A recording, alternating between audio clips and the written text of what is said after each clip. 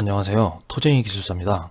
토목 시험 기술사 122회 서술형 기출문제를 같이 한번 풀어보겠습니다. 문제는 배수 비배수형 터널 문제가 되겠습니다. 문제, 배수형 터널과 비배수형 터널의 특징, 적용성에 대하여 설명하시오.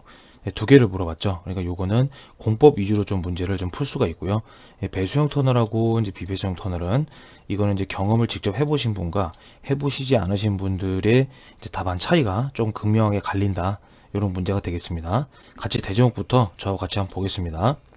개요 처음에 해서 이제 6줄을 저는 이렇게 항상 비워놓고 이렇게 하는데 시청자분들께서도 이렇게 그대로 한번 따라 하시다가 나중에 이제 자기만의 스타일로 조금씩 한번 변경을 해보시면 더 수월할 것 같습니다.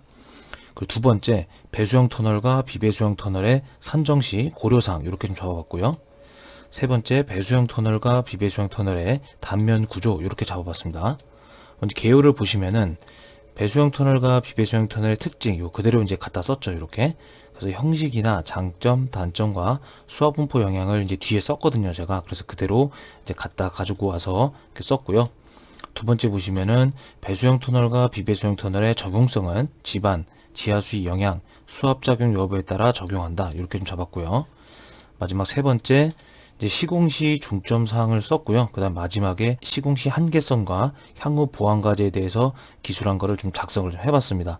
그러니까 이 개요 부분은요, 이 개요만 읽었을 때 내가 뒤에 2페이지하고 3페이지를 어떤 내용을 썼는지를 알 수 있게끔 이렇게 써주시는 게 좀 좋을 것 같고요. 선정시 고려사항을 보면은 무난하게 좀 접근을 했죠. 그래서 고려사항은 이제 배수형 터널을 먼저 이렇게 했는데 지하 수위가 높거나 고수압이거나 과다 유입수가 존재하거나 장기 유지가 필요할 때 배수형 터널을 적용한다. 이렇게 좀 정리를 할 수가 있고요. 비배수형 터널 같은 경우에는 지하 수위가 저하 조건이거나 지반 침하가 발생하거나 내부 유입수 처리를 하거나 지하수 환경의 보존이 필요할 때 이럴 때 비배수형 터널을 적용한다. 이렇게 볼 수 있고요. 단면 구조를 보시면은 좀 확대해서 좀 설명을 드리면은요. 배수형과 이제 비배수형이 이렇게 좀 약간 다른데 쇼크리트, 부직포, 방수막, 콘크리트 라이닝, 배수구, 측방 배수관 요건 똑같은데요. 중앙 배수관이 배수형은 있고요. 비배수형 같은 경우에는 부직포, 방수막을 전면에 다 이렇게 둘러서 친다는 거 요게 좀 차이점이 되겠습니다. 참고로 한번 보시고 이 모식도는 이제 표준 설계 단면 이런 것들이 적용을 할 수가 있으니까요. 나중에 필요하실 때 한번 쓰시면 되겠습니다. 이 페이지를 보시면은요. 배수형 터널과 비배수형 터널의 지하수 처리 방법 검토 이렇게 했습니다. 지하수 처리 방법이 상당히 중요하기 때문에 요거를 한 4줄 정도 언급을 했고요. 그 다음에 물어본 거 터널의 특징 물어봤죠. 요거를 한 7줄 정도 썼고요. 그 다음에 터널의 적용성에서 요거를 한 8줄 정도 써서 적용성에서 강조를 좀 많이 해줬습니다. 자, 내용을 먼저 보시면은요. 배수형 터널을 먼저 보면은 배수시설을 평가를 해서 침투류를 해석을 합니다. 요 침투류 해석할 때 요게 좀 중요한데요. 뭐 쇼크리트 침투류라든가 아니면 부직포 이런 것들 침투류 해석을 같이 해서 적용을 하게 되겠습니다. 그리고 콘크리트 라이닝이나 집수정을 설계한다. 이렇게 좀 볼 수 있고요. 비배수형 터널 같은 경우에는 라이닝 콘크리트를 설계를 하고 집수정 설계를 하는데 사용수와 누수량을 점검한다. 이렇게 볼 수 있습니다. 간단하게 좀 작성을 했죠. 그리고 터널의 특징 같은 경우에는 배수형과 비배수형 여기를 강조를 많이 해줘야 되겠죠. 여기하고요. 형식, 단점, 장점을 썼는데 간단히 보면은 형식 같은 경우에는 완전 부분 외부 배수다 이렇게 볼 수 있고 단점은 유지비가 고가고 주변 집안의 침하에 대한 영향을 받습니다. 그리고 장점은 경제성이 높고 누수 보수가 용이하다 이렇게 볼 수 있고요. 비배수 같은 경우에는 전 굴착면의 유입을 차단해야 되기 때문에 방수막 같은 것도 전 굴착면에 다 둘르죠. 1페이지에서 아까 설명을 드렸고요. 단점 같은 경우에는 시공비가 고가고 대단면 적용이 어렵다. 왜냐면은 전 부분을 다 이렇게 완전히 방수를 해야 되기 때문에 공사비가 엄청 올라가겠죠. 그러니까 대단면에는 적용이 안 되겠다. 이렇게 이해를 하시면 되고요. 장점 같은 경우에는 유지비가 떨어지고 주변 영향을 안 받는다. 그 대신 수압 분포 현황 이것도 볼 수 있는데요. 이것도 아주 유용한 자료가 되겠고요. 배수형 터널, 비배수형 터널 이렇게 했는데 이렇게 반으로 나눠 가지고 배수형과 비배수형을 같이 표현을 할 수가 있고요. 배수형에서는 잔류압이 작용을 하고요. 여기 얘기하는 겁니다.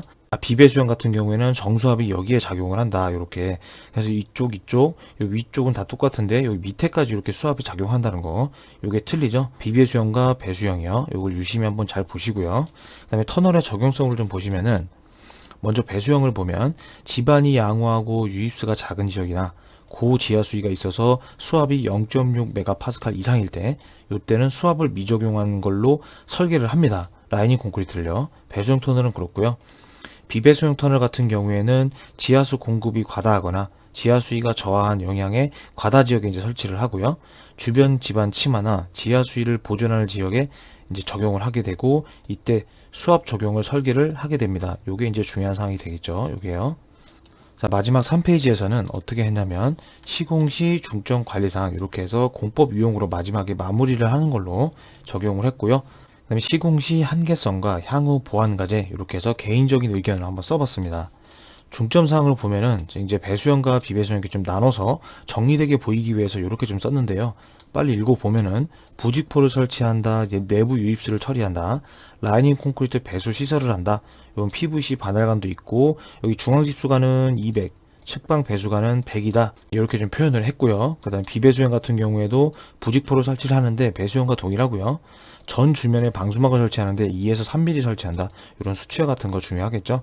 그 다음에 라이닝 콘크리트를 시공을 하는데 자체 방수 기능을 보유하기 위해서 수밀 콘크리트를 사용을 하고 이음부에 지수판을 설치한다, 이런 게 중요하겠습니다. 0.5m 이렇게요. 그 다음에 한계성과 향후 보완 과제는 어떻게 정리를 했냐면, 한계성은 국내에서 실드 터널을 할 때 비배수형 터널을 설계하고 시공하는 걸 많이 고수를 합니다. 그러다 보니까 완전한 누수가 안 되겠죠. 이게 비배수형 터널이라 하더라도 완전한 누수는 어렵습니다. 그래서 뒷체험제에 과다하게 이제 주입을 하게 되죠. 그러다 보니까 장기 누수 관리가 어렵고 보수 공사비가 올라간다, 이런 상황이 되겠습니다. 그래서 이거에 대한 보완을 하기 위해서는 어떻게 해야 되느냐? 친환경 뒷체험제 사용 재료를 개발을 하고 확대를 해서 지하수가 자연 배수가 되고 오염을 방지를 함으로써 실드 세그먼트 같은 거 보수 효율을 감소를 시키고 수명을 연장시킨다, 이렇게 해서 보완 과제로 잡아봤습니다. 자, 여기까지 풀어봤는데요. 문제를 한번 풀어보시면서 대제목을 잡아보고 내가 어떤 부분이 부족한지를 보완을 한번 해보시기 바랍니다. 감사합니다.